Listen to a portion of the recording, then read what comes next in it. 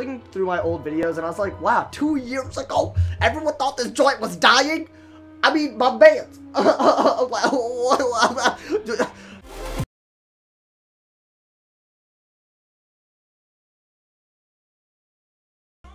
Hey guys, what is up? AwesomeTheSauce here, and welcome to, I think a very, very important video. And you know why? Because, BAM! As you guys can see, about like 2 years, dos años en el pasado. Yep, I'm Spanish completely. No, but about 2 years ago, I uploaded this video, right? And it was called "Is Wizard101 Dying?" And it was basically like a discussion video about all the ways, just like really analyzing the arguments for whether Wizard101 was gonna die or whether it was gonna survive. Now, this was about 2 years ago, and this was at a point in time where people genuinely thought the game was gonna die, right? They genuinely thought the game was gonna end within the year, maybe within months. Shadow pips had kind of boiled over. People were quitting left and right, but now we're here. So in that video, I gave my honest opinion. I didn't see Wizard101 dying anytime soon, but I thought, wouldn't it be kind of valuable if I made that same argument, 2 years later, about 2020? Can we do this as a yearly series? Wizard101 died in 2018?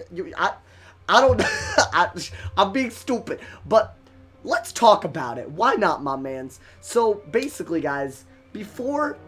in that video, if you guys want to watch it, I highly recommend. It was a very, very cool video in my opinion. I actually made that in response to Dakota Earthhorn, at that time. He said that the game was going to die. He was banned at the time. He still is.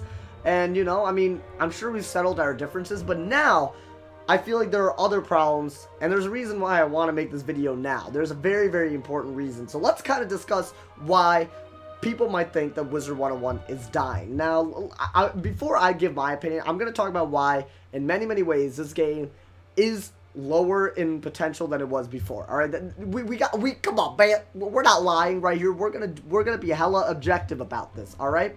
So if I am being honest, right, I've noticed that there is a lot more toxicity. I'm about to give y'all an example, alright? So let's say you actually go into the arena and happen to find a PvP match, which is becoming a little rarer these days. Let's say you actually go, right?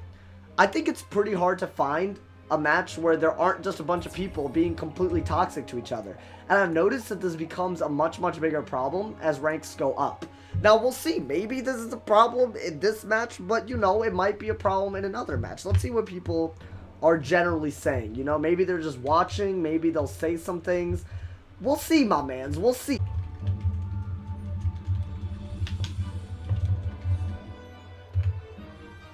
See, guys, as you can see, when people watch PvP matches, they just can't control themselves, They just cannot. They say all these kinds of rude things. Everyone just acts really toxic.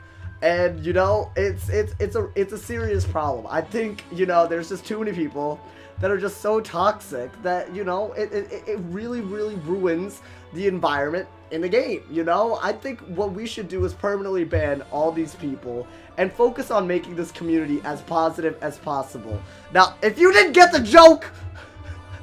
oh my god, this man is killing me. I'm dead, so I'm sorry. One of the most common arguments that I see as to why this game is dying is everyone's always like, oh, this guy is so rude. Oh, like my bands. Okay, first off, okay, you have some throat juices because that imitation had some throat juices. Get some Mucinex. But more importantly, I feel like when people say that this game is toxic, I feel like they're talking a lot more about isolated circumstances and not as much about the actual general trend of things. I mean, if you notice, before I even said anything, Carlos was like, don't give up on your dreams, Kelly. That's wholesome as hell, bruh. And Cole didn't even fire back when I said anything. If you guys notice that, then there's an important thing to be said. I mean, obviously, this is purely an anecdote. A lot of people say Wizard101 is dying because they say the game is toxic, alright? I don't really buy it. I think people can be toxic, but as a whole, I think this game is pretty wholesome. On all of my streams, I don't really see anyone really giving anyone a hard time. You guys are incredible. There are tons of people who, join all the time. And that's my point on toxicity, alright? The Wizard101 game is not going to die just because a bunch of people are rude to each other. That rumor has to stop being spread. But let's focus on what actually could cause the game to die. One point that you really need to consider when you're, when you're evaluating, is Wizard101 going to die? It's whether they have the money to keep on going. That's a key thing right there, alright? Will they keep having money? And here's why I'm pretty sure that Wizard101 is not going to die anytime soon, guys. And it's because they're extremely good at making money. Alright, they laid off tons of workers earlier this year. If you guys didn't know, like about less than a year ago. And they're making enough profit to the point where I would argue that for a small company, they're doing very, very well, alright? I mean, yeah, they're kind of slow in rolling out updates, and that's a problem we'll discuss in this video as well. But at the end of the day, for the number of people that they have decent community outreach now. It's improving. And also, people buy crowns. There are member benefits everywhere. Like, I don't understand why you wouldn't want to be a member at this point. I mean, there's so many things that you don't even have to pay for now, and all you have to do is be a member, and you get, like, all the benefits in this game.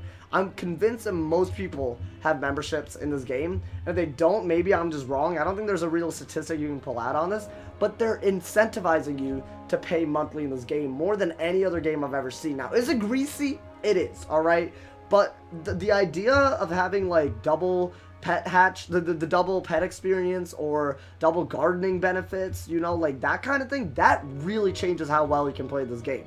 It really incentivizes kids to go to their parents and ask for, I don't know, like $5 a month, $10 a month, whatever it is.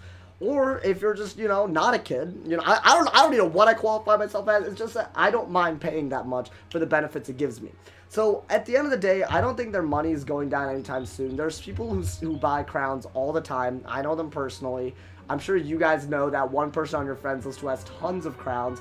There's going to be all kinds of people buying crowns every time a new pack comes out. It's just a culture that's revolved around this. I don't think money is going to be the reason this game is ever going to die. A third point to consider. The nostalgia, alright? Now, this is something I mentioned in that first video, but I gotta reiterate it, alright? I gotta reiterate it. Here's the feeling that I can never let go of, alright? I go into Ravenwood, right? I go into Ravenwood, and I just listen to the music, bruh. You hear that?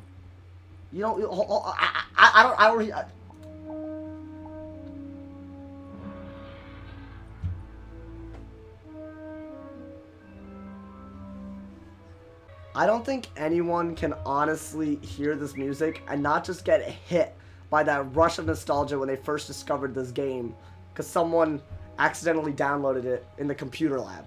Alright, like that's how I found Wizard101. But you see what I'm saying, man? I don't think anyone can honestly listen to this music and not get chills. And this happens in other games that I play. And honestly, like, there are other games like Toontown, when I listen to the soundtrack, it brings me back to a happier time. And that's, honestly, isn't that what video games are all about? It's to escape the reality, because it's probably really stupid, and go to a place where you really enjoy yourself, and where you're reminded of a better time. I bet that's the reason you listen to some songs, because it brings you back to the 2nd grade when you didn't have to worry about anything but, like, how to add stuff. Or maybe Mad Minutes. Y'all remember Mad Minutes? Those were Mad Minutes, bro. Like, dead ass. They were minutes that were very... Oh my god. But, like, come on, man. Those are the worst of your worries, I think one thing that King's Isle has never disappointed me on is the music in this game. It brings you back. They innovate. I mean, there's all kinds of great music. This isn't the only place, obviously, where there's good music. If you ever want to relive the magic in this game, if you ever feel like the spark is lost, chances are you don't have the music on. Or maybe you have the music on too much and you have to turn it off and then turn it on again and relive the nostalgia again, There's just something very magical, no pun intended, about this music. And I think that's one of the main reasons. The nostalgia, the fact that it can just grip you and bring you back to an earlier time. It's been around, guys, for 10 years almost. Alright, like, if you count beta, it's been around longer than 10 years. Wizard101 has been around for a while, and it really, really does well in making sure that you actually feel nostalgic, okay? I mean, there are so many things that keep you coming back to the game. It's very immersive. There are tons of great people on this game, Sure, there are people like me who pretend to be toxic to make a point. But at the end of the day, you miss I don't even think people can argue this. I'm sure a part of you will miss this game. It's designed to be like that. And whether that's a good thing or a bad thing, that may be up to you. In my opinion, it's not a bad thing at all. I think it's just a part of me, you know? And I'm, you know, if it really is that embarrassing to admit that I'm a whiz head for some reason, who cares? Who really cares? It's a part of me.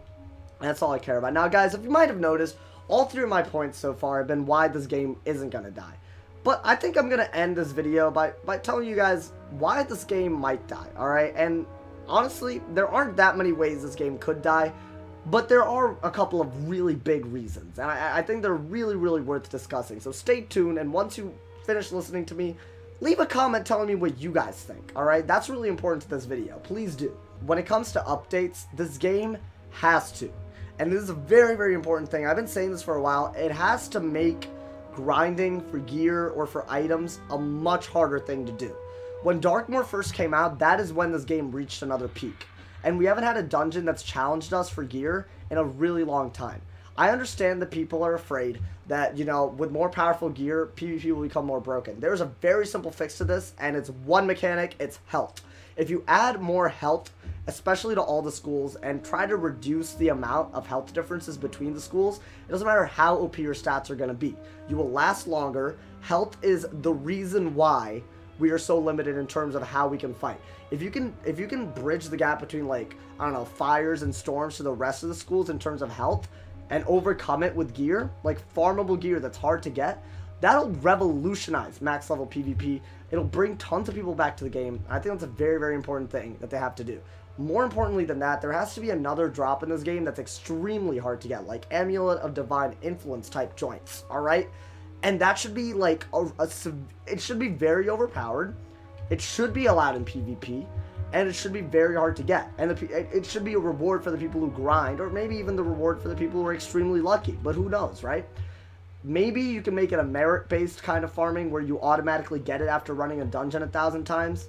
Something like that, while there's also a small chance of getting it within those 1,000 times. Maybe you can add a mechanic like that to farming. All I'm saying is that the idea of going to a dungeon that's very hard, spending a long time in it with friends, and complaining together that you didn't get any gear, I kind of want that back. I know it's frustrating for some people when they farm hours and hours and they don't get it, but let's just be honest, that kept you playing the game and made you feel really great when you got the gear.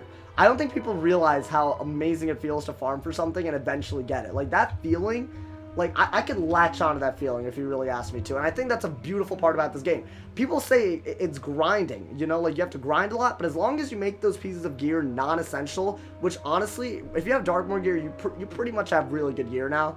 Like, the other pieces of gear will be non-essential. They'll just be better, but they won't be essential to your success in PvP. You can be better, but you won't be bad as a result of not having this gear, you know? Because of how good Darkmoor gear is. When you have that element added onto it, I'm sure it'll create a much more involved community. That's my opinion. Tell me what you guys think. And finally, on the last point, my mans, let's get right into it. Guys, the very, very last point that I'd like to bring up does have to do with the community, but it's not how toxic people are. It's to do with community leaders. And there's another video coming to you guys on this. I kind of hinted at this on a few previous videos. There are some people in this community that are awful role models. Like, I'm just going to be honest. I'm not honestly going to claim myself as a great role model. I'm not here to do that. If you guys like me and you support me, thank you.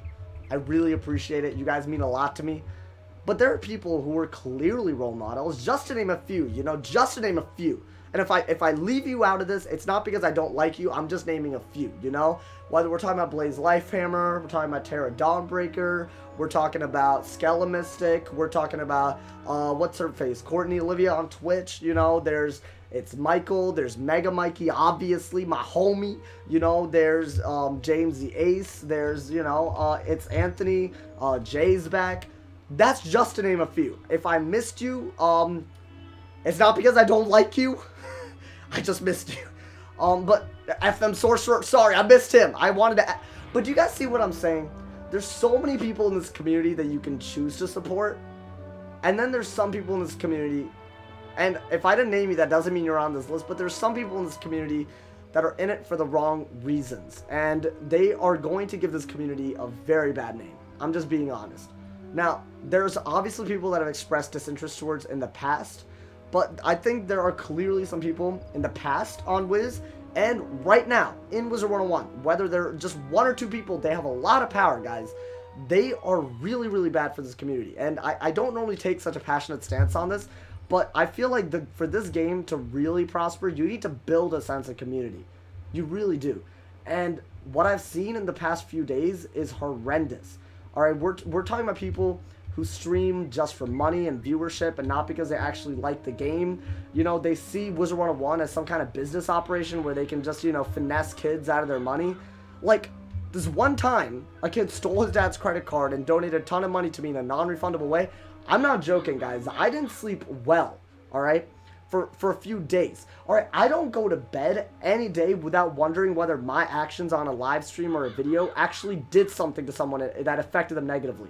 And if you're not going to bed, not feeling that way, you're doing something wrong, alright? I mean, it doesn't matter how many subs you have. You have influence and you have reach on children or non-children. It doesn't matter who it is.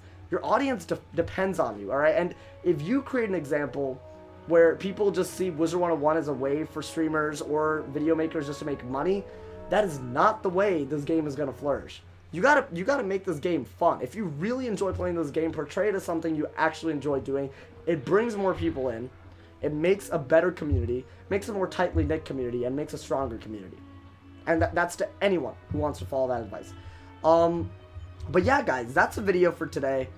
On the last point, I will be making another video. I think you guys kind of get the idea of who it's about. I will name them in the video, just to be clear. But I hope you guys enjoyed this. I might do this as a yearly thing. I just thought it was fun. I was looking through my old videos, and I was like, wow, 2 years ago, everyone thought this joint was dying? I mean, my man. Yeah.